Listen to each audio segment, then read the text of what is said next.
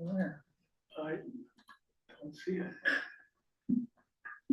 Oh, is it up on the top where it says record? Oh, it's record. Let's call to order with the Pledge of Allegiance. Right. I pledge allegiance to the flag of the United States of America and to the republic for which it stands, one nation, under God, indivisible, with liberty and justice for all. Councilmember Cowan. Councilmember Happy. Here. Councilmember Seeger. Here. Councilmember Pruitt. Here. Councilmember Price. Councilmember Cramlett. Here. Mayor Wood. Here. All here.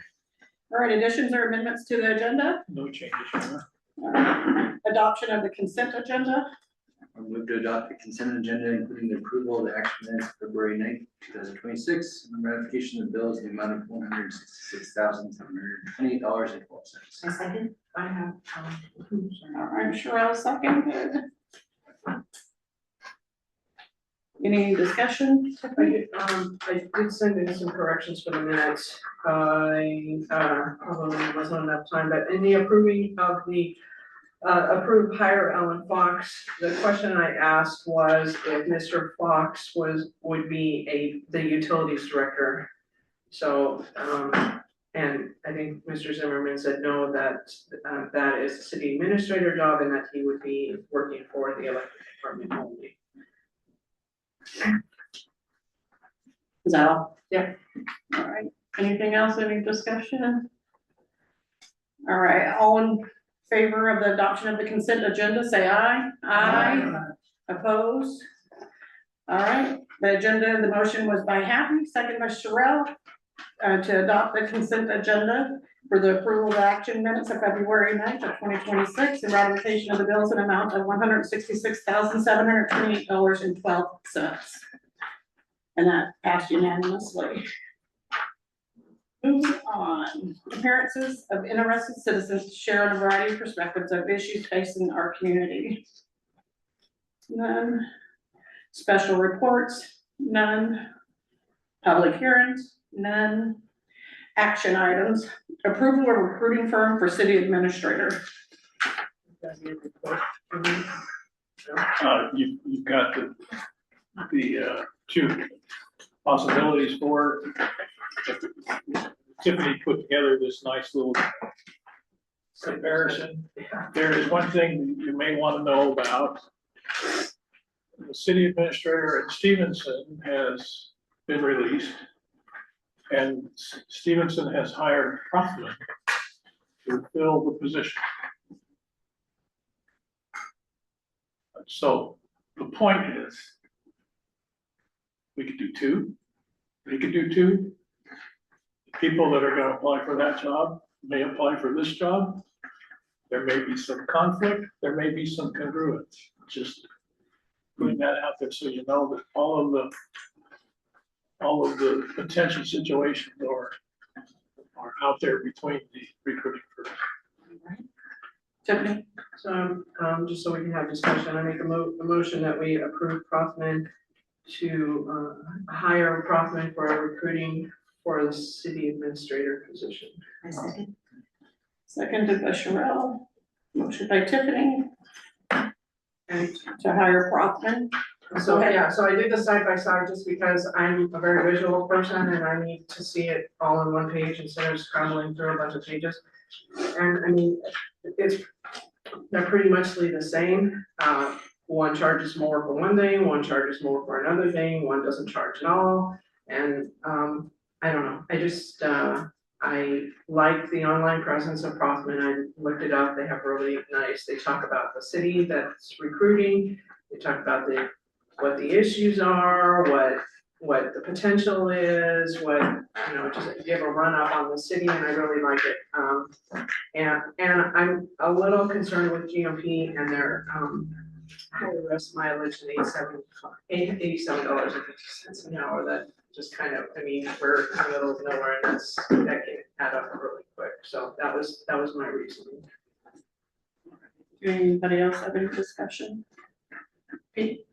That was, I really appreciate putting this together, but yeah, honestly, they both seem like they're very competent organizations that can help us with the recruitment process, and a lot of the process is really governed by law, so it's not gonna change a whole lot.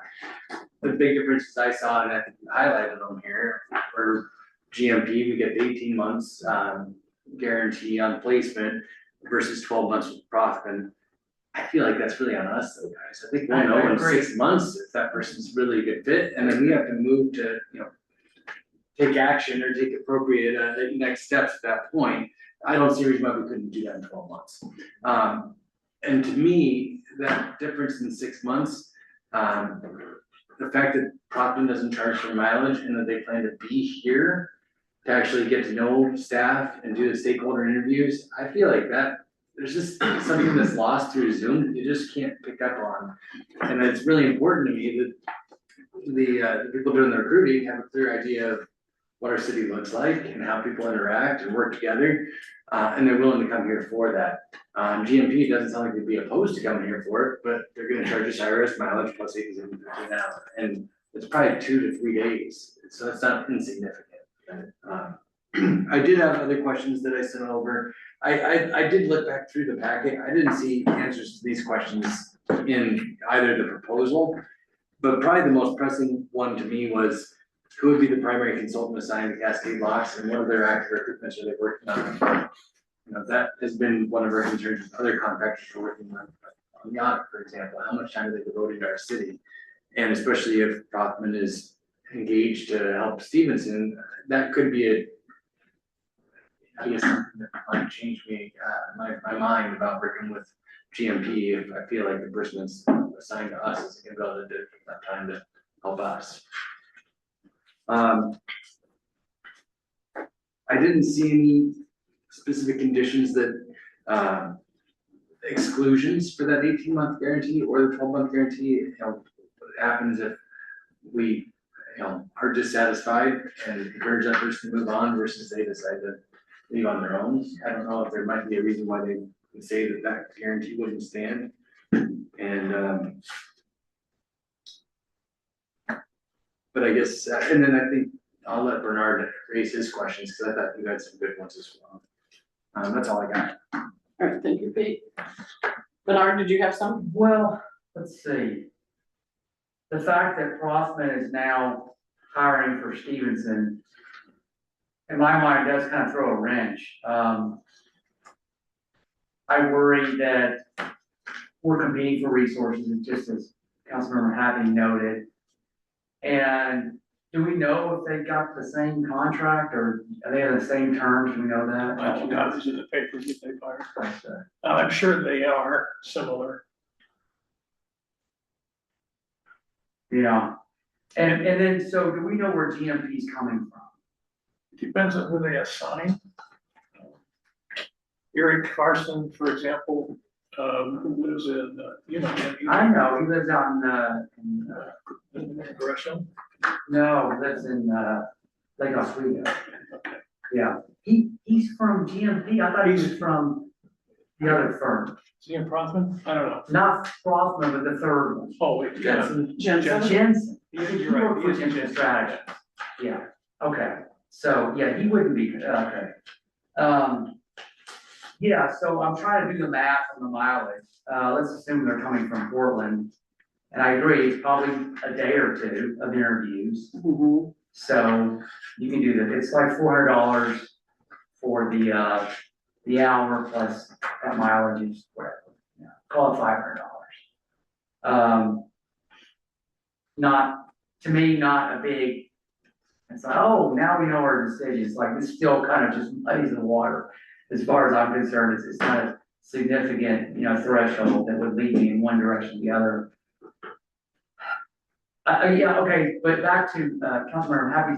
So if we decide in 6 months, we are not happy with this person and we want to terminate the contract, then are there any other questions asked by the recruiter that we get our reimbursement for Mr. Zimmerman? No, once they recruit you, what the guarantee is, if you release him within his probation period, however long that probation period is established, they will do the next recruitment for expenses only, all right?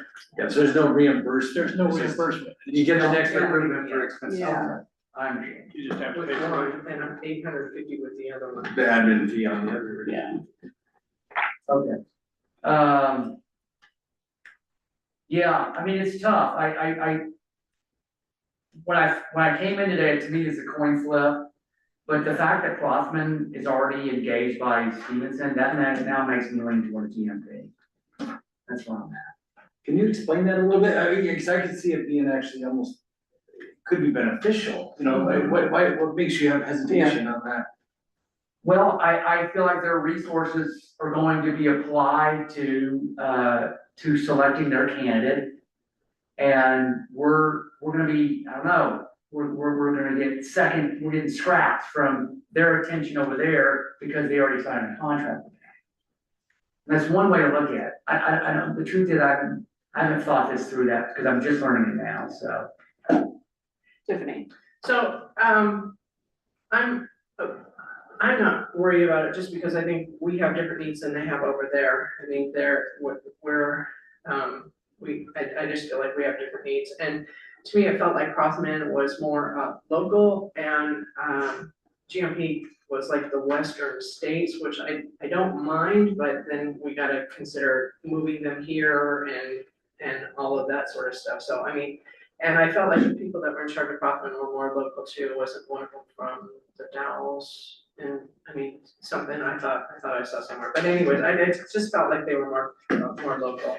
And I don't know. And, Courtney, sorry. Looking at GMP's sixth page, it says right there that the senior consultant is currently conducting improvements for Silverthorne, Colorado. So if you're concerned about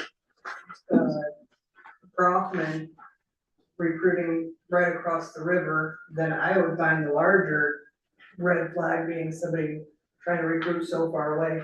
Yeah. If those are two options, either, they're spending time in Colorado or they're spending time across the river, and I would lean towards having someone that's working right across the river. I thought your point, we have different needs, we're very different cities and and to your point, Courtney, I mean, they might see, they're gonna be screening all these candidates, they might say, you're not necessarily the right candidate for this city, but we think you could be a great fit for this one. I could see actually kind of working in our favor that they're doing recruiting for both, that they actually are gonna be maybe casting a little bit of a larger net, so to speak, and perhaps it could lead to more candidates that we might see. We could always ask for a discount. There you go. Well, I'll honor that, I like that idea.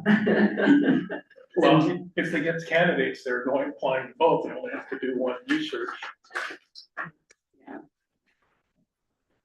Anybody else have anything? As far as me, I don't have a problem with Rothman and them doing across the river, because I think I see the benefits of it as well, that there could be benefits like a bigger net thrown. I think a company like Rothman, what we've seen so far, they're willing to put up a contract and all that, and they've been in business a long time. And they have a good reputation, because I contacted the OMA, where you can talk to all the mayors through emails and stuff. And Rothman came highly recommended from all the mayors that I contacted as well. So. Thank you for doing that. Mhm, yes. Did you have something else? I just have one more question. So, is this the time that we discussed, before we hired, when do we have the discussion about what the expectations are? Because personally, I wanna make sure that the next city administrator lives here in town. Unfortunately, you cannot require that because it's against the law. The Oregon Supreme Court has ruled that you do not have to live in the city that you manage to be a competent But we could manager. ask if they would be willing to. No? Yeah. You can't require it. That's all I can tell you. Okay. You can't require it. But I think when we're doing those stakeholder interviews, Tiffany, that's when we're gonna be able to lay out kind of the things we want. And that's gonna be Proctor's responsibility to then take those and develop that candidate profile and try to find the right candidates for us. And quite frankly, both of these people have been in business for a long time. Yeah. They were married. Yeah, They yeah, were married. together. Yeah, exactly. But it's, and they will all cast at least the Pacific Northwest wide net to attract people, and there's always, boards or, what's the word? Posts, they'll be seen across the country. Job boards. Yeah, they're recruiting, yeah, they're recruiting, so I don't think you need to worry about, they're gonna do it, and either one of them will do an exceptional result for you. Any other discussion on it? Do you have anything, John? I would just say that being here all my life and seeing lots of administrators come and go, and seeing a lot of events like this, like you just, in the long run, you never know, really. All you do is the best you can Yep. to get somebody here, and that's what they're gonna do, and I think, just like Gordon knows lots of people out there, these people already know, they probably already have lots of people in mind to come in here, and it's just, you do the best you can getting somebody, and all I can hope is we wind up with a good administrator. I agree with that, a good administrator, and that they do the best they can. Also, that the council do really good about the next person as well. Cause there's been a lot of red flags in the 3 years that, that have been raised, and not always has the council, listened. And now to find out now that the city records and stuff are a mess. It's not just a little bit, it's like the staff are being overworked right now because of trying to clean everything up. So that's why I'm kind of asking council as well with your questions and stuff. If you have the ability to research and stuff right now, that would be helpful to staff, to some degree, especially if it's on a Sunday night and then we're getting ready for a Monday meeting and all that. Just be considerate of staff and all that, but. So if we don't have any other discussion on this, you guys ready for a vote? All right, so we have a motion on the floor by Tiffany, and it was second by Sorrell, and the motion is to hire, approval of the recruiting firm, Prothman, for city administrator. All in favor, say aye. Aye. Opposed, say nay. All right, it passes unanimously, 7 yeses, no nos, for the recruiting for city administrator through Prothman. Thank you, guys. All right, reports and presentations, department reports, code enforcement. It's your turn, you got here just in time.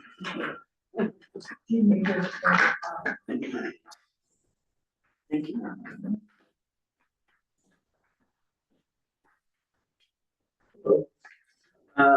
So as you can see in the report that was provided in your packets, that I've been mostly focused this last bit on, again, illegally parked cars or cars that are parked not the way they should be. Managed to get some RVs taken care of in the cheapest way possible, meaning we didn't have to tow them, which saved us a lot of money.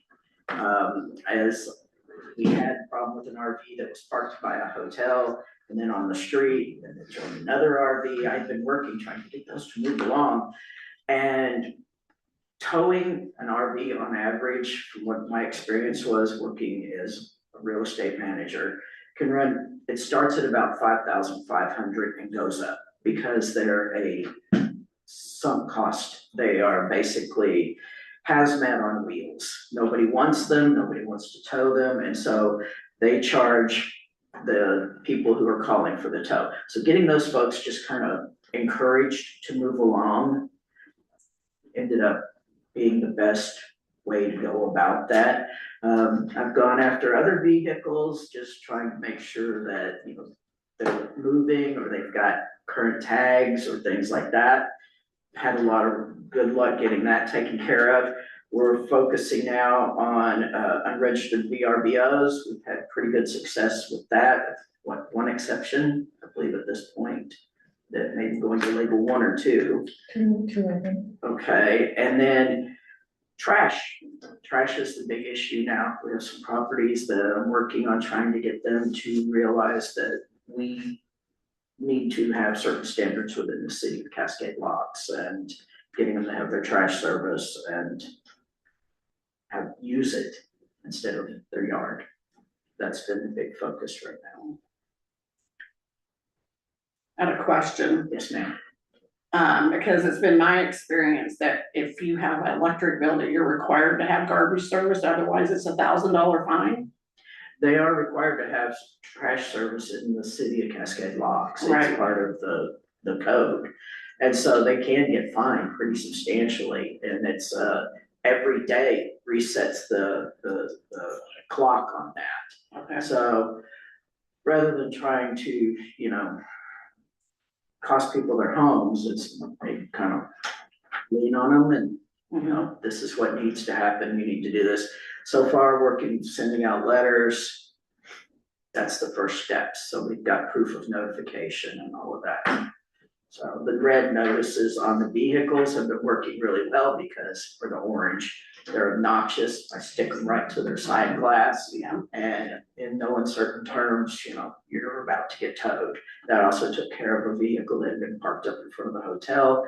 I kept an eye on another one, and it moved along pretty quickly. So sometimes it's just, they need to be aware that somebody's watching. So. Sorry. A couple of your comments in your report, thank you for being here. Thank you for the work you're doing too. But just a couple of things stood out to me as I was reading through your report. So you said attempts to get the county sheriffs to assist with providing information as to ownership of derelict vehicles have been unsuccessful as they've not responded to calls or emails. Right. Has that changed? Nope.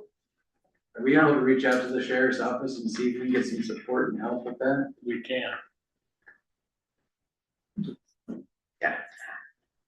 I actually just met with the sheriff today, so, and I've got a ride along. He's going to schedule one. I'm happy to take that off, and I'll. Thank you, Bernard. Please Thank give you. me my number and. I will, I will. I've emailed and it's like, Done. I'm an ex-cop, you would think they would want to. It might just be going to the wrong spot, I think Bernard finding out, who do we direct this stuff to when we got this request? Right. It's a partnership, and it's Exactly. teamwork, right? So you're not wearing the same uniform as them, but you're here to support them and they're here to support you. So I think we're, just need to get to the bottom of that. So thanks, Bernard, for getting into that. Yeah, it would be nice to be able to have a little bit of teeth behind what I'm doing. The motorcycle that was down on Forest, which turns out is county property, county jurisdiction. Can I clarify that for Oh, you? please do. The county is responsible for the maintenance of the road. Okay, We are still responsible for the enforcement of the ordinances inside the city limits. So you were perfectly, I was good on that. you were good on that. Excellent. I will go back to that then. I was kind of like Yeah, a no, it's. bulldog with bone on that one. When the city was annexed that property at the end, the city had no resources for street maintenance. Mhm. And so the county agreed to maintain the street from Wheeler onto the end, into, Frontage Road. But it's just the street maintenance. Excellent. Thank you for letting me know that because I was so proud of the fact that it had all been cleared and to see it slowly building back up, which I know is great frustration Yeah. to the person who lives near there. It was disheartening to see because I knew Yeah, otherwise. no, it's just the road. We still enforce the laws inside the city. Perfect. Sir, And then question 2, I guess the issue with being complaint-based is it potentially weaponizes code enforcement. Is that something you've seen as potentially more widespread, or is it pretty isolated, and are we complaint-based, or are we also? we're still complaint based, but when I see things that aren't right, I also act on those. Just, kind of it's like if I see an RV pull into town that looks like it is going to be a problem, I tend to get on it quick instead of waiting for a complaint to come in. But in neighborhood issues and things like that, yeah, I've got a couple who like to use me against their nemesis fairly regularly. And it's something you can kind of get a feel for. Yeah, Thanks. Tiffany? I would, I'm gonna talk to the city administrator, but we do have an ordinance that says that lights are supposed to be pointing down and, I'd love it if you turn around. Yeah, we've got one on the apartments over off of Moody, and then I've talked to the person at the Cascade Inn a couple times now. I might just have to take a ladder and. No, that's not your job, but I mean, it's just, yeah, and then I think when I drove back around in the trailer cart, there's a big steel building with light blaring, like right down onto the road, so. Trailer park, which one? The one up here, it is. Behind City Hall. Mobile estate. The mobile estate. Okay. So, might just take driving around one night and picking up. Yeah, I haven't been as active the past little bit because I'm actually on medical leave from my other job while I go through getting testing and stuff done. So I've been a little slower. You notice my last time card was very light, so I'm trying to get back into, getting out there as much, but it kind of took the wind out of my sails. Yeah. Courtney, and then I'll get you, Bernard.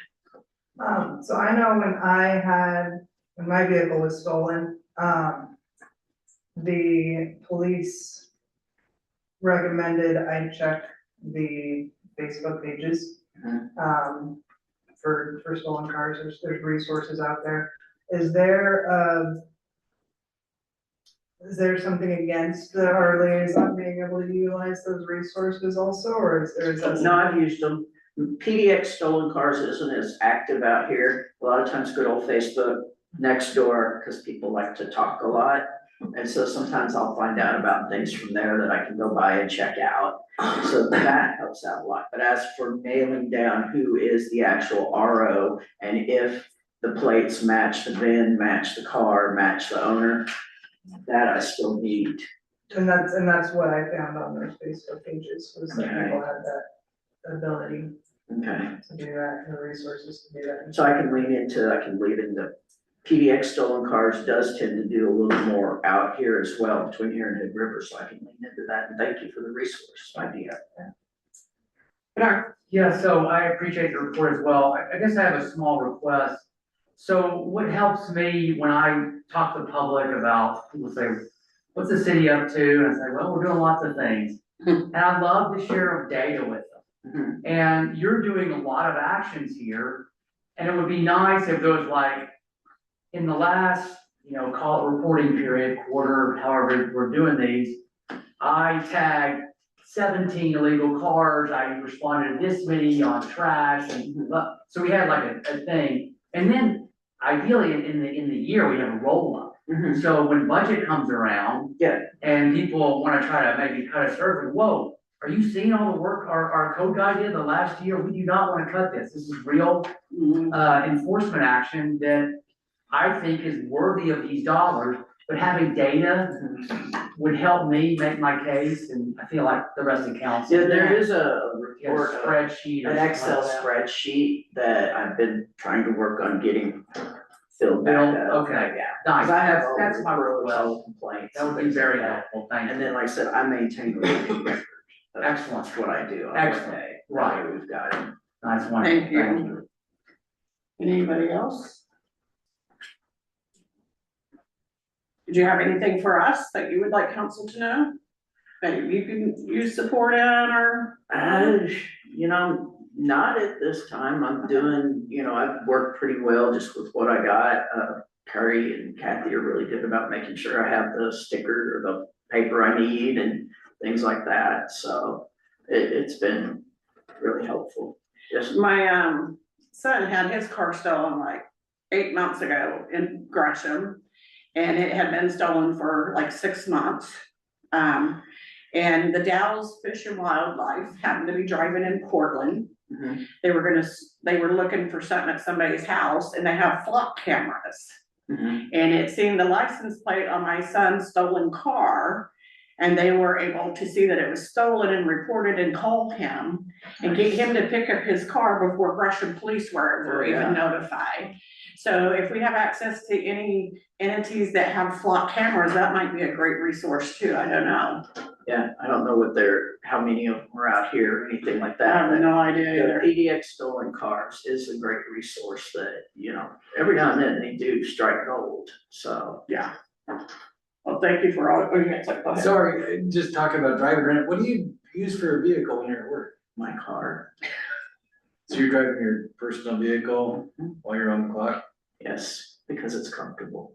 And it's free to the city. This isn't a very big city, and I drive my car. And it doesn't look too creepy when I'm going up like on the hill and kind of cruise in the neighborhood, because it's a Lexus. And so people aren't like, what's that? Or like, oh, watch out, it's the cops or the code guy. It's some old dude rolling around in a Lexus. And Yeah.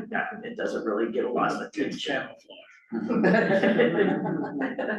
Tourist kind of camouflage, so that's it, and I don't mind, like I said, it is comfortable and easy to get in and out of, so. All right, anybody else? Thank you so much for coming and get to feeling better. Thank you, I appreciate it. Take care. Next, we have committee reports. We have none. And city administrator report. At your desk is the report for tonight. As you can see, the IT is working. It wasn't working earlier today. We've tried to simplify the whole process. We've got standards and procedures now so that we can follow it step by step. And hopefully we have all the technical issues addressed. I'm holding my breath, this is a test. Audit update, we have completed the work on the 2022-23 audit. And we did the management discussion and analysis today. We will be sending all of the completed work we have done to the auditors this week. As far as we can tell, all funds have been accounted for. It's now up to the auditors to tell us different. So that is huge. Yeah. Is that including the 46? We've balanced the funds. Okay. So Yeah. We'll see. that's all we can tell. That's- They may not like the way we did it. They may have questions about the way we did it, but it has been very difficult. Some of the things that we've encountered, for example, is we haven't had a financial statement since December of 23. We haven't had bank balances done since October of 23. We have not had, well, just in this last year, in December, the general fund was not posted to the revenue, so our revenue numbers are off. Every day it seems we find something a little More terrifying. I wouldn't say more terrifying, something to address. But we do feel like we've made progress. But we're gonna shift from the audit focus right now to balancing the bank every month until we get current. Because that's how we're gonna be able to begin our budget process, by having that balanced. And so we're gonna try and do that. Mary Ann is gonna be very diligent, and when she wants a break, she's gonna go back to the audits. So the 22-23, we hope that we will see the audit report here probably in a month. And most of the work has been done for 23-24, at least with the same kind of things we're asked for. So if we feel like we're gonna be able to get on that process, but if we don't get the bank statements balanced and the LGIP statements balanced current, we can't build a budget. Bernard, first. It's a race. Yeah, so you said some of those statements have not been updated, you said so since December 23. That's correct. Okay, so does that mean someone is working on January 24, February 24? Is that what's happening right now, or what's the status of that? The financial statements, I Yes, can't do a financial statement until I got the bank balance. So we gotta do the bank balances Okay. first. so, but those literally we were doing 2 years ago work, if I'm hearing you right, That's right? Okay, Again, I'm gonna say it again, if we need more finance help, I support you going to get more finance help. We appreciate that, but I have this bulldog. I know, she's a bulldog and, But- all right. Well, and you know, if we get further down the road, we're actually doing, we feel comfortable or really excited. We got one audit done. Yeah. You know, so, now we just have to keep working on the bank statements. Right. So, And on that note, I mean, the BBC list is the same for 23, 24, 24, 25, with the addition of one little thing. So it's, for the most part, it's those documents already written, generated for the 22, 23s, and you've already got the 23, 24, most of those submitted, right? so we have to see though what they come back with their audit report. Because we may have to respond. There might be some other. There might be some issue that we haven't been able to detect. And, but from the meeting we had with the auditors, it sounded like they were okay with us getting them the BBC list for 24, 25. Yes, Yeah. yes, they are, yes, they're happy with that, and I think they're gonna be happy when we've done the MD&A that goes in. I will tell you, on the management discussion and analysis, writing it in February of 2026 for 2022-23 was problematic. Because we've got a turnover in staff complete, so it's a little sparse, but it's done. And I mean, from your conversation with the Secretary of State, they're aware of this change, you know, the turnover we've had. They want us to see us get these audits complete as well. There are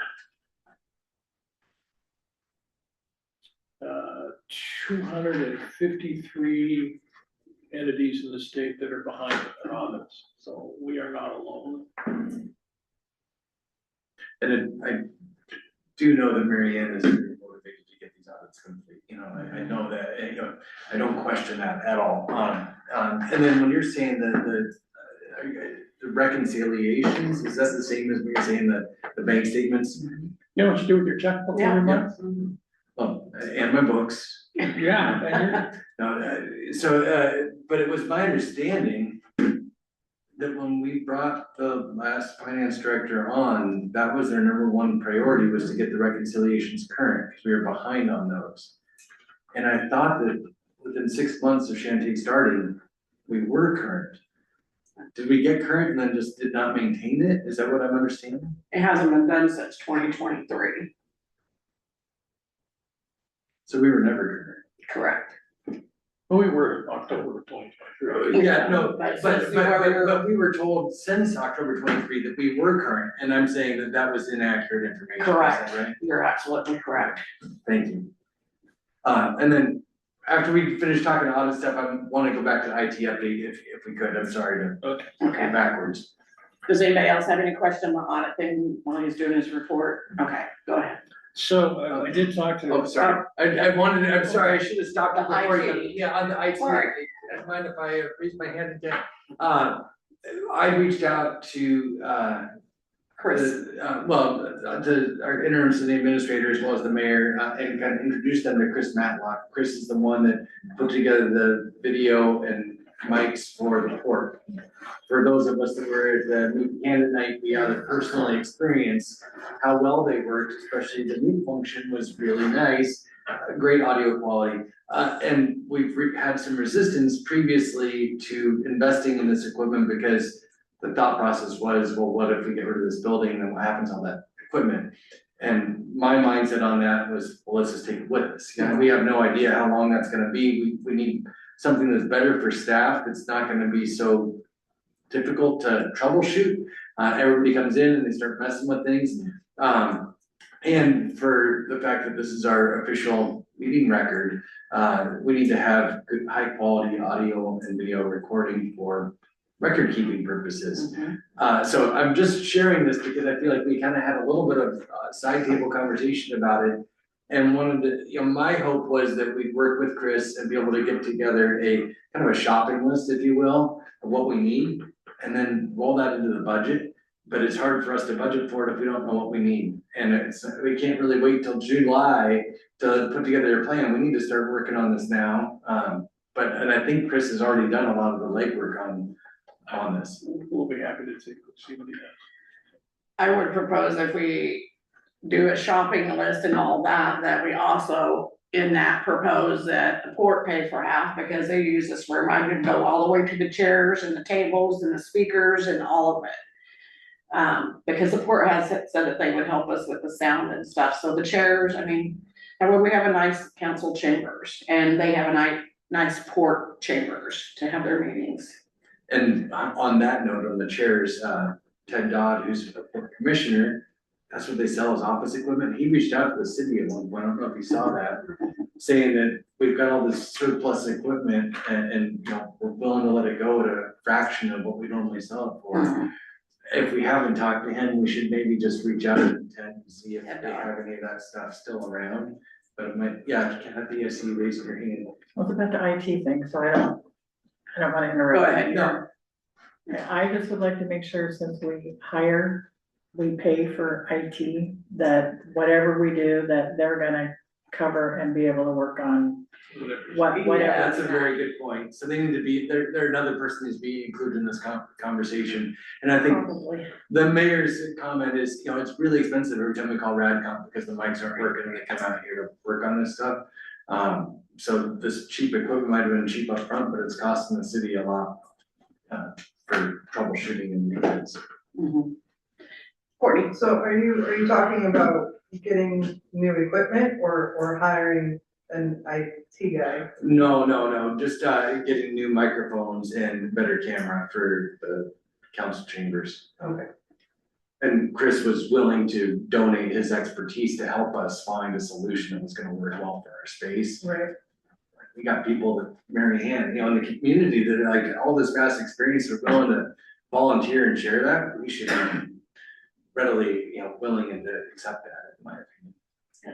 Tiffany? I think we just ran into a snag because I think we've had this conversation over and over before, but I think the previous city administrator wanted to hold off until we got a new building, and it was just like, what, to me, it seems like it's transportable if we ever go in that direction, so I don't understand what the big hang up was, so it's nice to see that we can, I mean, because if you watch these, sometimes these meetings it's hard, I mean, everybody should go watch a meeting just to see what it is we're dealing with. It sounds like, I think we're all kind of on the same page. I didn't want to be directing staff without talking to you guys about it, but we can't talk to you guys about it unless we're in meetings. Right. I think we've been on there, that page, we just. We always hit a dead wall because we're not gonna be here, let's not do it, so now we're on a different path. Yeah, for what's worth, I support Yeah. hiring this person to upgrade our system so we're all clear and this sounds good. The furniture's fine to me, guys, I don't know about you, but this chair works fine, I don't feel like we need new furniture. Courtney's in the one that's the shaking chair.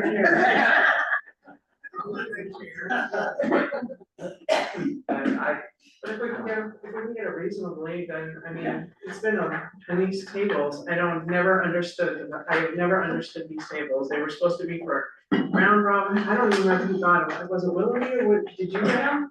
It was Bob Willoughby. It was Bob Willoughby? Willoughby. Yeah, for some reason he wanted it so that they could go around in a circle, and we've never ever, I don't think we've ever used them like that, so I don't, Okay. yeah.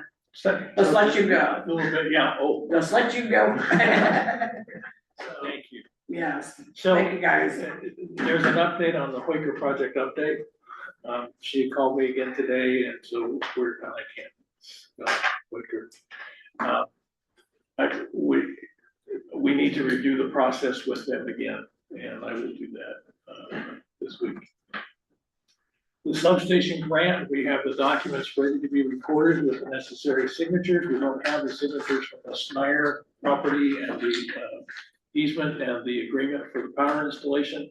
Hopefully that will come this week. The bid will, for the transformer, it will be in the paper on the 27th. The bid open will be on March 3rd. And if anybody responds to the bid, we should be able to give a notice of award at our March 9th meeting. Please understand, we are not asking for a new transformer for the substation.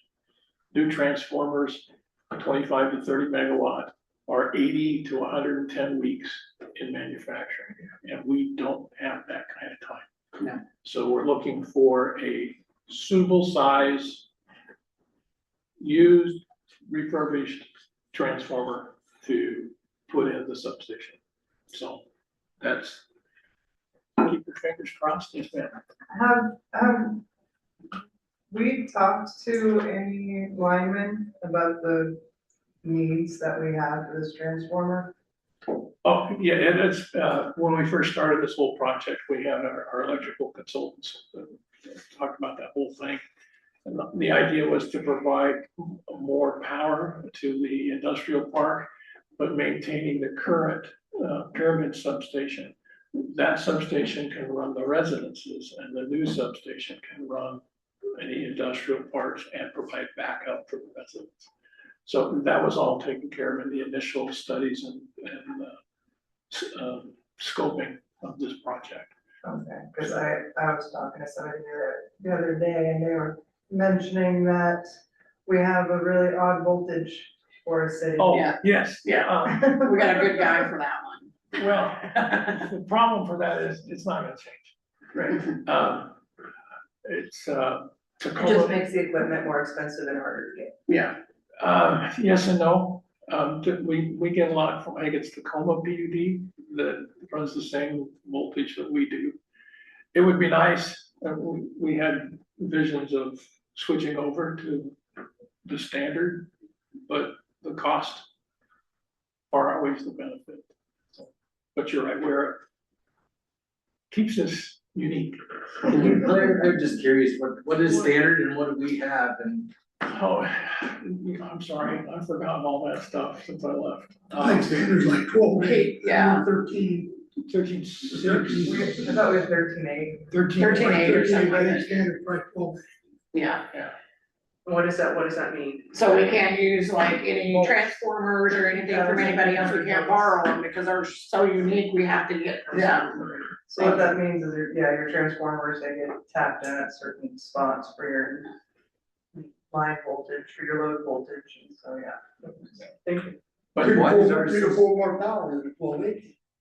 Basically, you gotta, And why is it that way? I mean, just, this was the way it was developed, way back when somebody's father was putting line in. or with BPA, on the power started out, they started everything at 13, because they're running, their first power was going to aluminum plants, or going big power users, and they wanted to make sure they had enough to get them a higher voltage. So we were the first one online. so we just got the same as. We got what all the big boys were getting at the time. Then people started changing over to 12A.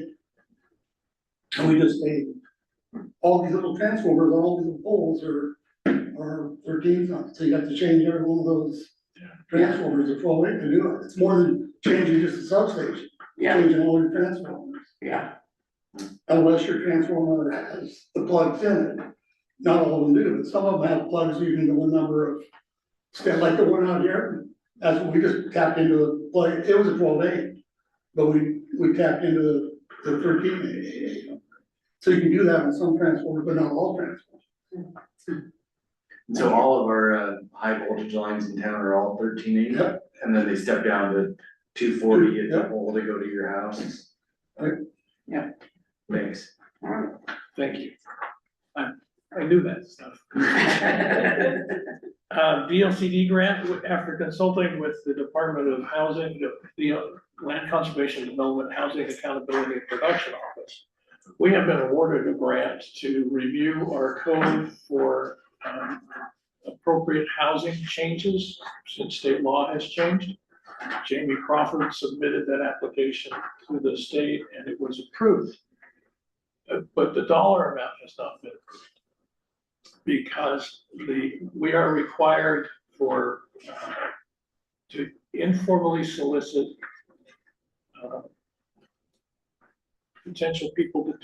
potential contract planners to do the review. And so we've approached our previous planner, our current planner, Jamie is in there and somebody else is coming in to present a proposal where they break down their timeline, their expected hours, their billing rate, and then when that scope of work is approved by the state will also approve the amount of money necessary, up to $100,000 to get that process done. We are expecting the proposals, requests for contract qualifications to come in by this Thursday.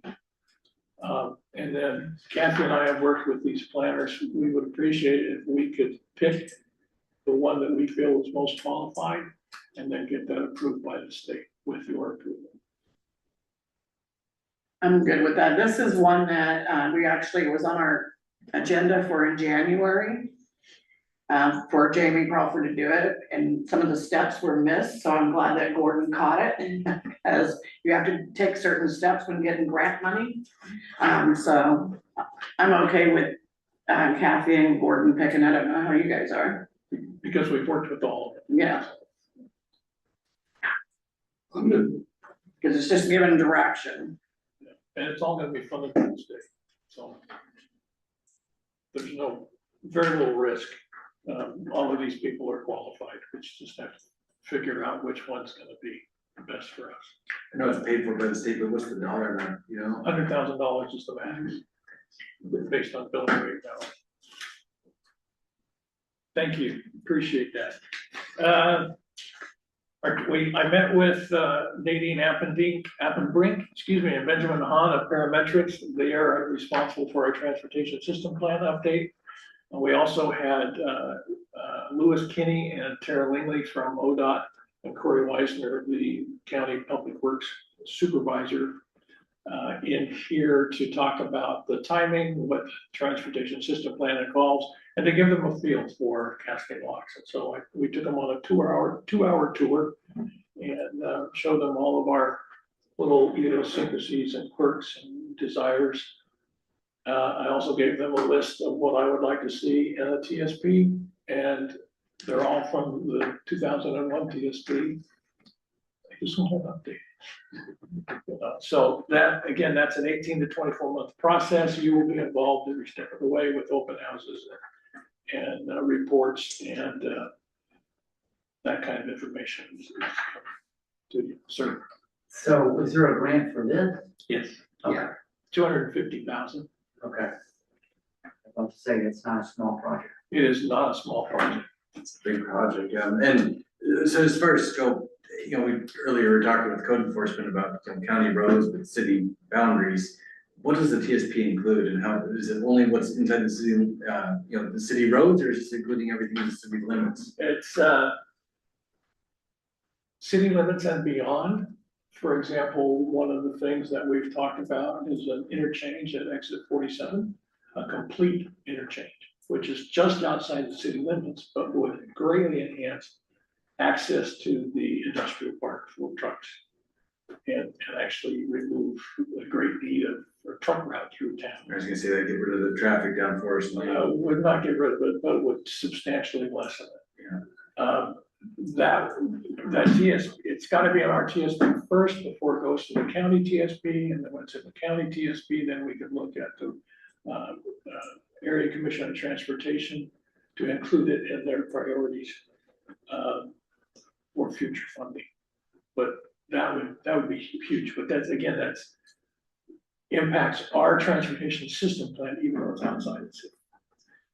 So then I brought that up because on Forest Lane frontage road, we had a presentation by a resident about just bike traffic on. Yes. You know, we got all this beautiful bike path that ends at Wyatt and then picks up on the west side of Cascade Locks. And people are riding their bikes down 55-mile-an-hour zone. Yeah, picking bike paths is part of the system plan. Replacement of the bridge on frontage road, because it's not wide enough to handle traffic and bikes at any time. It's also not, if we start putting a lot of trucks across frontage road, that bridge will not last very long. So there's some issues that way that they have to look at, and I shared with the planners. We're looking for a south of the freeway route to get out of town. Maybe coming off Untitled Street and back into Dry Creek and out through the way station for emergency purposes only to begin with, or development in the future. So there's all kinds of those little issues that they're gonna take a look at and see what they can do. It's pretty complicated, but it really is in the 2001 transportation system plan. It just needs to be updated, and the costs need to be updated. I guess the two other issues that kind of been kind of ongoing things that we've been talking about for years, as long as I've been on council, the quiet zone, railroad crossings, is that rail, pedestrian, all that stuff is included, right? That is included. The quiet zones, well, also included is the improvement of gravel pit road to the rail crossing, across the rail crossing, while meeting Atwell Street and improving Herman Creek Lane from Forest Lane to Atwell Street. So that they have that whole loop there servicing that 50 acres of the Hood River Sand and Gravel. The problem with that is the crossing at Gravel Pit Road is private. The UP Railroad has said before, if we can get we have to improve the crossing at Herman Creek Lane, which last time I looked was $500,000. The improvement at Cramble Way is relatively cheap because everything is in place. We just have to put in more signalization. But the private crossing at Grafton Road would be probably another $1 million to do it correctly. And those are the only 3 crossings inside the city that we have any kind of control over. And we had the money to do the Herman Creek Lane, but UP came in and said, you also have to replace the control box. And before I left, I told them, no, that's your normal maintenance. You have to replace that. And they didn't buy that. Eventually the council chose to give the money back. And we already had raised for that. But that's the quiet zone. What was your other question? That was one, and the second one was just issue, and we're gonna see it this summer with congestion on 84 going to single lane and people going Bridge of the Gods and then traffic backed up all the way down. Well, that one you will never solve because we just don't have the capacity. However, the Area Commission of Transportation, the Hood River Committee has approved the intersection of Toll House Road and Wanapa for improvement. And it's on the priority list for 2031. So the question then is, what would the improvement be? And we talked to this with these engineers. You got 3-car, 5-car left turn lane. What's that gonna do for you? Absolutely nothing. Put crossing lights in there or stop lights, traffic lights. What's that gonna do for you? When they close the freeway or they shuttle people off the freeway, no matter what you have done, will improve access to the bridge and getting cars over the bridge in a timely manner. So, and I talked to the mayor about this. One of our problems is not the left turn lane from Wanapa up to Toll House Road. It's the people coming off the freeway at 70 and 80 miles an hour and not slowing down. Well, how do you get them to slow down? Make them turn. You put a roundabout. Roundabouts facilitate the flow of traffic so that everybody's moving. But again, if you're backed up to Hood River, you're never, whatever you do is not gonna do anything. But by making that a little safer, you've made our downtown a little safer, a little more protected. It also gives you the opportunity to do some aesthetics that says, hey, welcome to Cascade Locks. We're different here. We've got this statue or something in the middle of the roundabout. We hope nobody hits it. But you've improved. So if you look at the intersection from Toll House and Wanapa as a safety and not as a movement facilitation, maybe we could, and plus roundabouts are easier to maintain, they cost less to do. And, anyway, but I'm only here for a few months. Well, and, yeah, and really, I feel like there's two other things that we didn't talk about there with the congestion on Wanapa. It's the toll booth. The people that breeze by don't slow it down, so everybody else is stopping to pay the tolls with a credit card or cash. That slows everybody down because even if you got a breeze by, you still gotta wait in line. If they could do pay by plate like they do at the Hood River Bridge and you don't have any toll operators, then just keep going. But then the next bottleneck is the left turn on the 14th. And that's where I feel like, that's where my bigger question was, is how far does this TSP go? You fix one issue, but it doesn't fix the left turn on the 14 because it's not in the state of Oregon. Yeah, that's beyond our reach. So TSP is not gonna touch that, but the TSP will talk about the interchange, making the turn on to Toll Bridge. That answers my question for now. Yeah, Here so goes we over listen- there. Not got you. So if I'm clear though, in the TSP process, traffic engineers will look at all these Absolutely. congestion points and then come up with ideas, like a roundabout, like a light or whatever. And they're gonna, there'll be data behind That's correct. what engineering they recommend to improve our traffic flow. That's correct. Okay. Yeah, it's just not my opinion. Is Yeah, I was like, say, you're way down the road on this Right. thing, without a traffic engineer kind of walking through it. Well, Fair enough, you might be right, I've but been looking at it for 14 years. yes, you have, God bless you, thank you. Sherelle, I was just kind of on the same lines of, the whole bridge conversation. Getting up to the bridge is difficult when they have the freeway closed down. Would the TSP cover additional lanes on the approach up to the bridge, like have a breeze by lane only and a toll booth? Yeah, I'm sure that's all part of the act, monies that we're talking about for 2031. The port got that put on the list, they're the ones that are driving it. But again, how much space is up there? Yeah. It's. It drops off, man. It's- There's a hill right there. I know that the port can reach out to, I don't know if it's the construction, they can get approved MoDOT to just open it up and not charge a toll. But they have to get approval so they can get reimbursed. yes. That is something that's kind of on their playlist. If they see traffic backing up, they do reach out to them. They will, try to get the toll booth opened up to try to mitigate that as much as they can. But again, it's gonna be real bad this summer.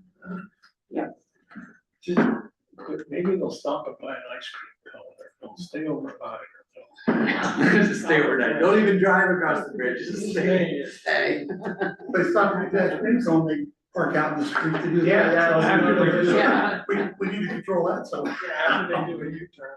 Yeah, yeah, U-turns, yeah. all right. Thank you. And just for your information, Donna Mickley, who lives in Cascade Locks, is retiring after 37 years with the Forest Service. She is the Colby River Gorge Forest Supervisor. So congratulations to her on her pending retirement. Thank you. Thank you. Go ahead, Tiffany. Do we have an update on the sewer pump? We do not. I don't know if, I know you've got a lot of things on your plate, but in your poking around, if you find, did we ever get finalization on the McCord Creek Bridge thing? Is that? We did, there's $60,000 that we're supposed to be getting from ODOT for the second movement of that bridge, and me and Kathy talked about it, and anytime Carrie gets an odd check, then she knows, so I'm assuming that we have not gotten it yet. Haven't seen anything like that. Yeah, so that, as far as I know, that's the only thing we're waiting for, but the McCord Bridge, as far as the first placement, that's all been paid for and done. And everything for the second movement has been paid for and done, we're just waiting to get reimbursed from ODOT the 60,000. You're talking about the fall. The vault, yeah, Yeah. So they told us. yeah, cause we had to move it Said that. twice. Yeah. So will we get an update on that for sure when that's? When the 60,000 comes in, Yeah, I mean, I think yeah. Yeah, all right, thank you. Yeah. Just trying to not lose my fingers in the different pots that I I. know. And I know, really appreciate you're walking right into it, so I mean, there's just, I There's a lot. yeah. All right, so we're moving on to mayor and city council comments. Bernard, let's start with you. Let's see. I did a little cleanup on the on-ramp near the weigh station. Had 3 people help me out, and it's a mess out there, guys. But, you know, I've been walking more, so I'm growing my perimeter on what I'm picking up litter for. I mean, downtown is spotless, because again, I've been just hitting it so hard. So now I'm moving further east and getting along Frontage Road, and I didn't realize, we're gonna talk the weigh station, because I feel like it's truckers putting that stuff out there. And it is disgusting, I can't tell you how much just Yeah. terrible things, you know, are out there. So, been working on that, and, that's it, All right. Hey, thank you, Bernard. thank you. Courtney? Thank you, Marianne, for being here, putting in a lot of hours, getting our audits and still being present at city council meetings. Yeah.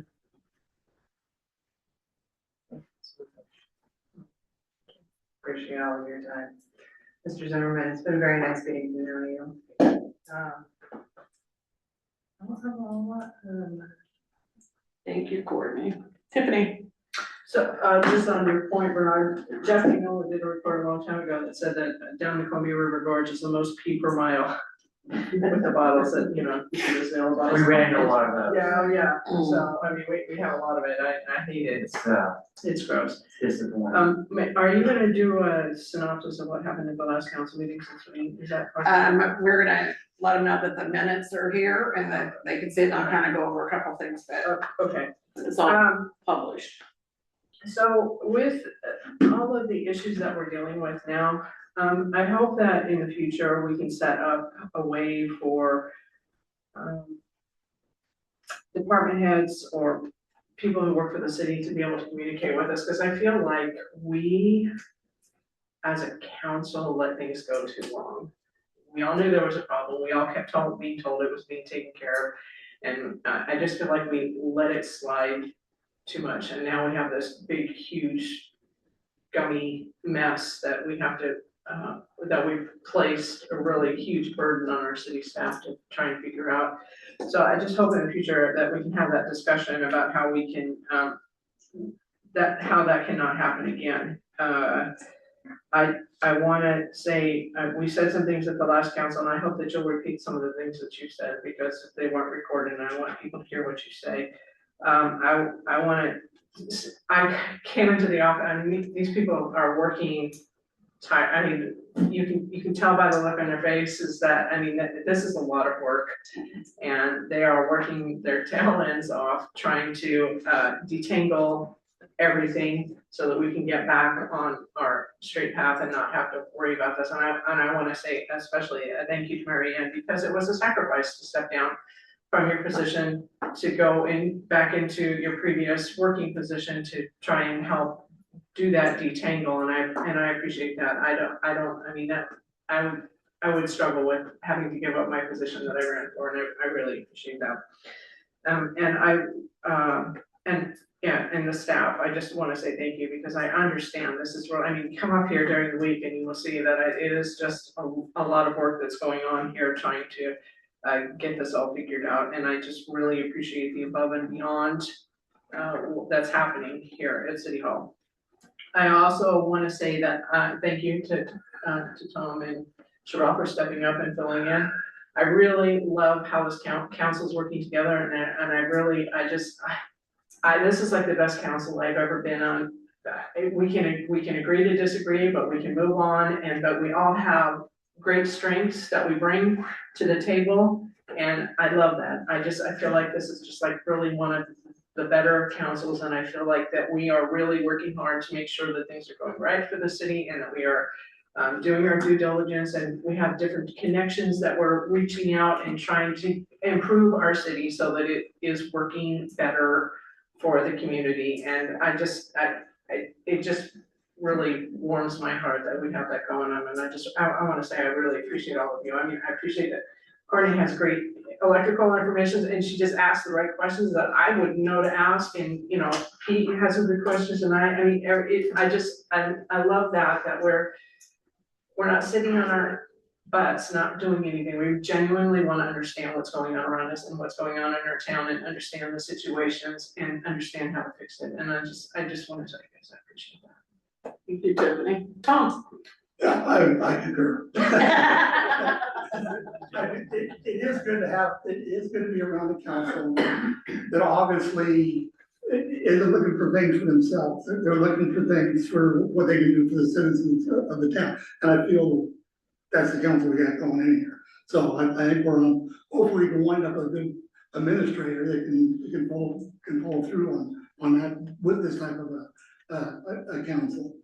But one thing I want to ask, what, and again, Mary Ann and Kathy, same thing, you guys contributed to making this thing, saving the whole thing here for us. We really appreciate it. And Gordon, just the experience I already know with you that you were well respected when you retired. You were well respected in the state for how you administrated a community. Went to League of Oregon Cities with you, and wasn't sure about who you were and what you were all about there, but we sat around with people, lots of administrators, managers, the whole bit. They all knew the guy. You could tell they liked the guy. They respected the guy, and just like, all right, we're gonna do okay here, and we did. I believe we did really well, and I believe on the same kind of a council, same kind of time with that. One of the questions, the question I want to ask, because I'm not a techie guy, but I try to look a little bit at what's going on. So obviously we got AI out here, and I'm a YouTube guy, I'm all into YouTube. So there's all kinds of crazy movies that have been created by AI that are obviously, so it has done that. But as I understand it, one of the best things about AI is numbers. And I'm just wondering, because I know Mary Ann she can only do what she can do.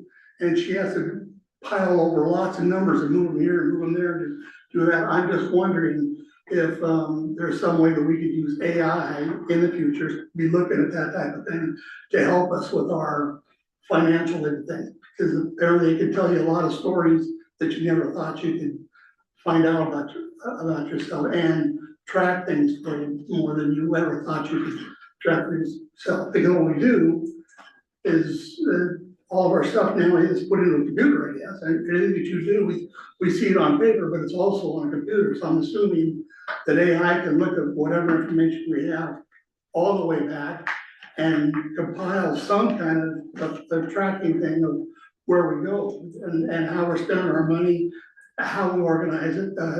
See that AI can take a look at whatever, because one of the issues we have is trying to follow what state laws are in city, and how cities supposed to manage their money, take care of it.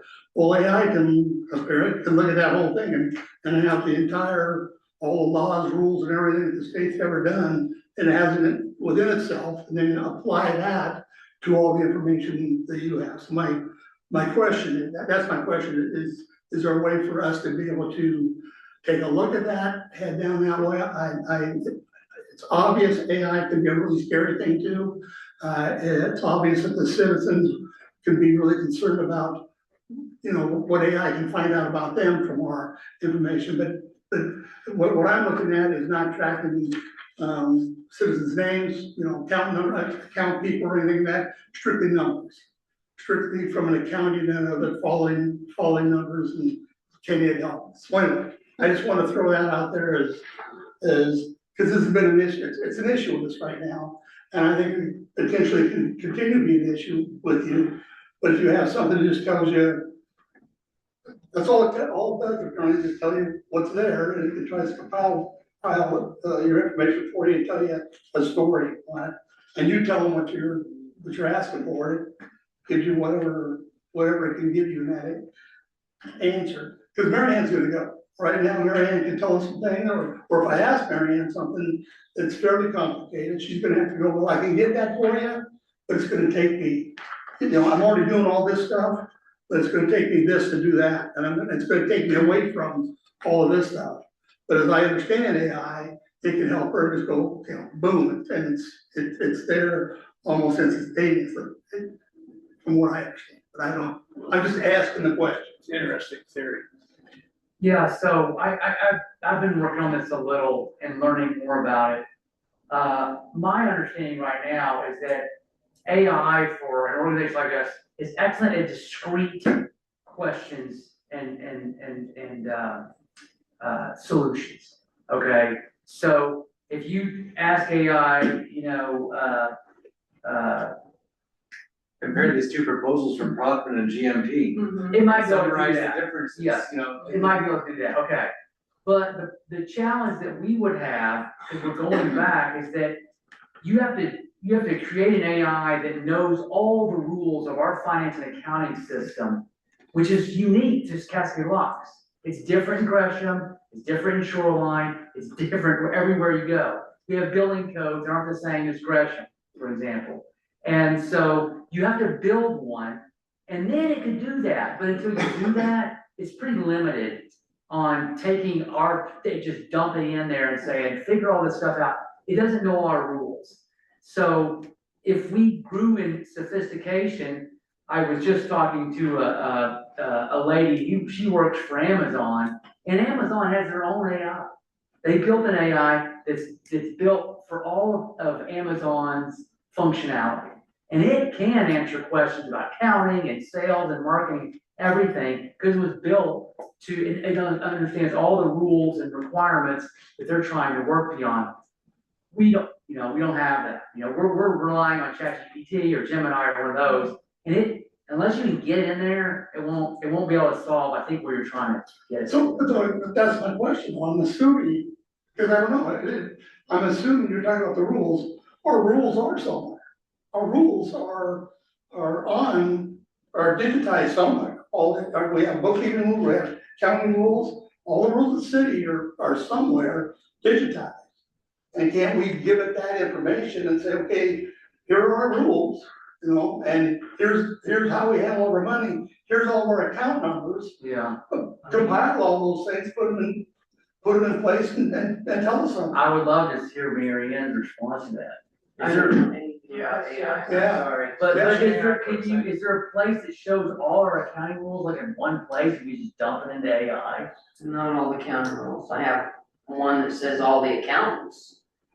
Yeah. Every account, but not all the accounting rules, cause they're all done by state, federal, Oregon, whatever.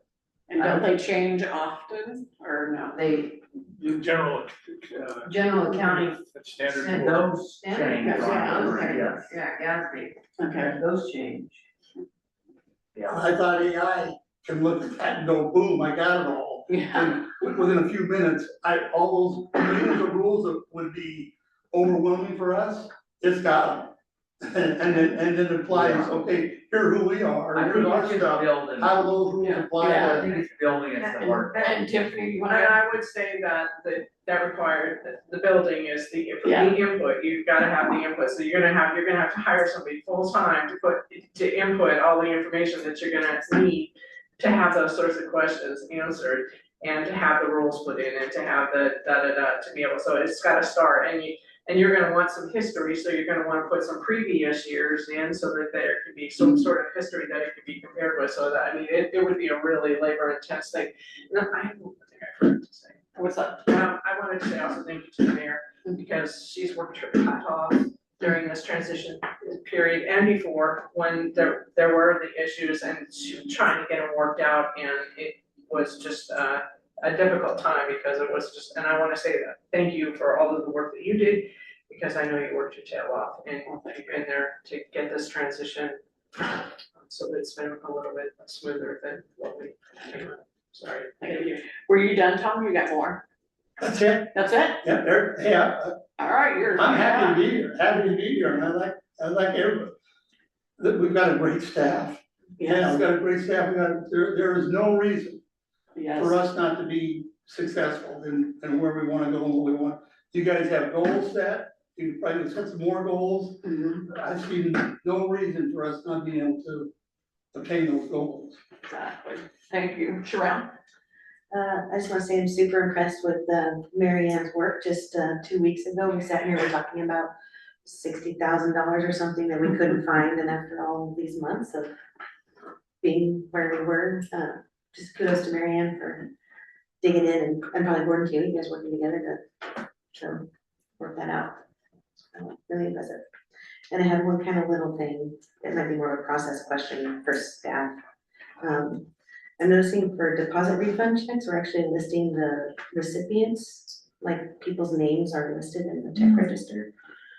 Supposed to be an account number. So Oh, no, the payee, no, the name, yeah, the name is in there. and that feels like it might be as personal It's a- information that we might not want public, I don't know. It's a deposit refund, I don't know. Just a, Good question. I mean, we have to, so at City of Gresham, we use for refunds, we use a temporary vendor. So the temporary vendor says utility deposit. And so you would never see that person's name yeah, on a check we register. used to do that, and guess what happened? Somebody got paid twice, so that's when it changed to, we took that, remember that, Marianne? We had a, Yeah, we did have one. yeah, Is it too much work to redact people's names from the check, from this check register for the packet that goes online for everybody to see? Somebody could have a protection order, or, there's all sorts of scenarios that. I'll ask if it's a problem. I don't think it's a problem, but Can we change it to just if their they address maybe? possibly, no, not the No, address, no. that would be worse. Alright. Thank you. I mean, I can find out. I mean, we can redact it, it just takes. I wonder if you could It just, doesn't want to create work, I just, Yeah. and if there's ever been a complaint, it's not an issue, but it feels like it's personal information out there that we're putting out there, so. Sometimes we're alarmed, Yeah. Yeah. Thank you, is that it, Sherelle? Yes, ma'am. Thank you. Pete? All right, well, last meeting, we did have our technical glitches, which I know you're gonna talk about a little bit more. But, one of the things I mentioned in our closing comments, and I'm sorry, you guys have to listen to this again, but really was meant to be heard by anybody that is plugged in and listening to our council proceedings. And from the outside, people that aren't here, and privy to all of the information that we see and the executive sessions that we are part of, it may feel like things are very chaotic and a mess. And my comment last week was just to assure people that, you elected us to represent you, and we are doing our best to do, fulfill our campaign promises to the citizens, and we're working really hard. And there's two reasons why we could end up in the executive session, and maybe there's more, but the two that I'm aware of are litigation and employee performance. And so when we're in executive session, there's things that we're discussing that we can't talk about with other people, period. And so that means that there's, for people that aren't here in this room and a part of those conversations, they don't understand why things are the way they are. And it's easy to jump to some conclusions and draw connections between things that just don't exist. And we've also had some inaccurate reporting or things that were reported with information that, and really there's not a lot that we can do to correct that or even, clarify those points, because again, this is confidential information that's during the executive session. So I just wanted to provide a little bit of reassurance to anybody that's watching that, if you are feeling like things are in a kind of chaos and a mess, just give us 12 weeks. That's what I said, 2 weeks ago. So give us 10 weeks. And I think we're gonna be in better shape. And in fact, just 2 weeks ago, we had $46,000. We didn't know where it was. We figured that out. And we're gonna get our 22-23 audit behind us. We're moving on to 23-24 and 24-25. I think it'll be shortly after that. So, and then that leads me to our city administrator report from this evening. The first two issues on here, the IT update and the audit update. And, for those of us that did campaign in the last election and went and door knocked, I mean, I think Courtney, Tiffany, Bernard, and Mary Ann, the things that we heard over and over and over again, I think it didn't matter whether it's Bernard and I walking around or you and Mary Ann walking around, we probably heard the same things. People missed the CCTV channel where they could just tune in and watch council proceedings. That's why we moved to the, YouTube Live. So that way people didn't have to download Zoom and log in, they could just turn on their TV and watch it. We heard from people that they had a hard time hearing us. And that's come up over and over and over again. So when we make these requests for, improved microphones, it's not because it's us that want it, it's because we know that our citizens want it. The audit update, all of us, everybody that ran, getting our finances straight was the number one thing they're working on. So again, this goes back to the chaos that you might be seeing in the city, but it goes back to us being committed to fulfilling our campaign promises because we know this is what is important to the citizens in our community. And so these things that people are seeing, understand that we're moving things in a good direction. And thank you, Mary Ann, for your work. I thought we were gonna have to get 22-23 closed out, but I just not being able to find that. And the fact that I understand we kind of turned it over to them and they might come back and have some questions, but I feel like we're a lot closer to actually getting them solved. And yeah, the mayor, I recognized you at the last meeting and I really do think that, and I appreciate you saying that too, Tiffany. But the mayor's been, this isn't a job, it's supposed to be 40 hours a week. It's not. And, and the mayor's been putting in full-time hours to be here to support our city staff and make sure that they, as chaotic as things are, didn't feel all that chaos. Is whatever she could do to try to take that off of their shoulders, including putting us in our place when we're sending questions on Sunday. She stands up for the city staff, and I think that that's something that really needs to be commended. So, and I ran against you, but I've got a tremendous amount of respect for you, and I just think people need to understand that. And I was listening to Reverend Jesse Jackson died, since our last council meeting, and I listened to his speech from the Democratic National Convention in 1968, and one of the metaphors he talked about in his speech was this idea of the crossroads. And the idea of the crossroads that he brought up was this place where people come together and share different opinions and learn from one another. And how many of us, I think we all bring a different skill set, mindset. We represent different people in the community. We hear different things in the community. But when we have questions about the electric utility, we can talk to our union electrician that's at this table. We can talk to someone whose dad was one of the linemen in our city that can explain the voltage issue that I'd never heard that before, right? Budget stuff, how many years have you been on budget, Tiffany? It's just that, Bernard, all this finance, Sherelle. So I feel like we all bring a little something different. The last council meeting, I'm really sad that people didn't get to see it because we had a lot of stuff that we took votes on. We had a lot of really good discussion. We all didn't go into those discussions thinking the same way, but every single vote was unanimous at the end, right? Yes. So I want to say that I feel like our council's in a great place, even though it may feel a little chaotic, but we're moving in a good direction. So thank you for all being here. Thank you to our staff, and that's all I got. Thank you, Pete. All right, I don't have too much. I'm having my meeting with the port. I have a monthly meeting with the port that I've had for over a year now. And I usually have it down at the port, and it's on March 4th. And because I can't get up their steps because I'm handicapped, I've asked them to come here and meet me in council chambers at 9 a.m. on March 4th. So they will come here and meet me for the monthly meeting. Hoping nothing's going on, otherwise we can go in the library or something, but I just can't get into the port property. We have 4 openings on budget. We need to get them filled, because we are in budget season.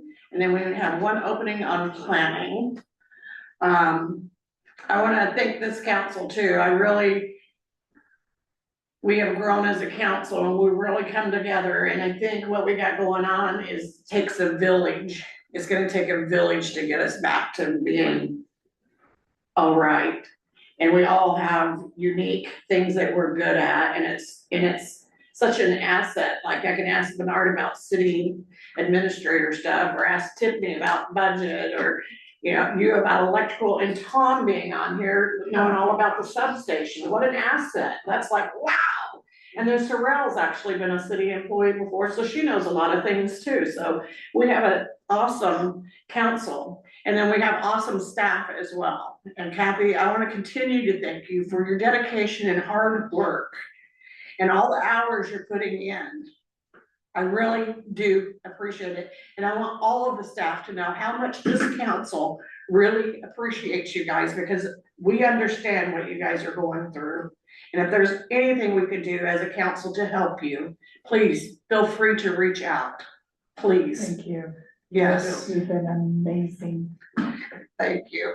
And would you like to say anything, Kathy? I know we don't usually do it, but we're not our usual self. You're kind of like an intern too. Yeah. Interim.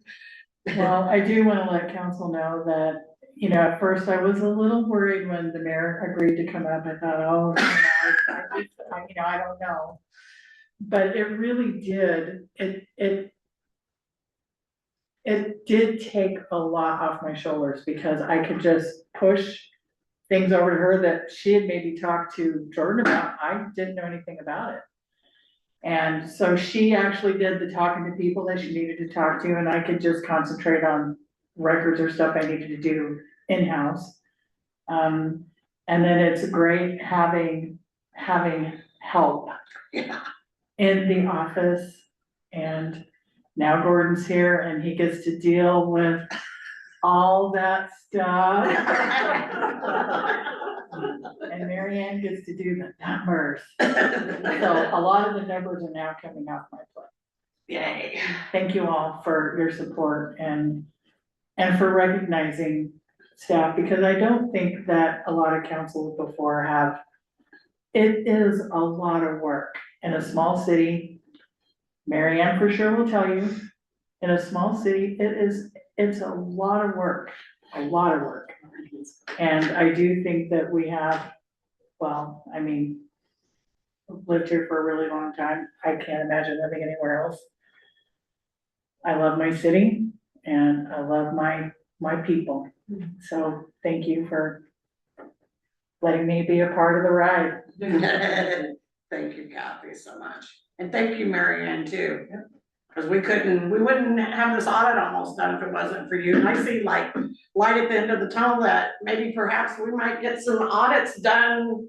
A couple of them would be nice, right? We've been working on this for years, so I'm excited. I can see light at the end of the tunnel and it's not a train. So that's good news. And thank you guys for all of your support with my injury and all that.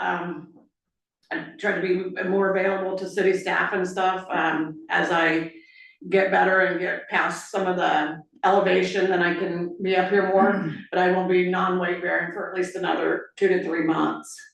So, just know that it's gonna be a struggle for a little bit, but I can do the struggle. I just can't do all the pain and swelling. So, thank you guys. And with that, I will entertain an emotion. So moved. God, make motion to adjourn. Oh, I thought you were gonna say the whole thing. I'll second that. All in favor, say aye. Aye. All right. It has been approved and unanimously to adjourn.